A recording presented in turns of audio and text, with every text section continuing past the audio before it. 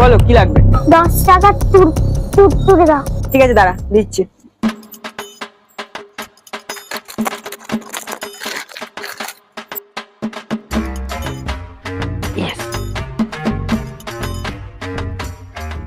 এই বাবু শোন, ওই কুরকুরি গুলো আছে না, ওগুলো কাউকে দিবি না, কারণ ওগুলো ডেট এক্সপায়ার হয়ে গেছে।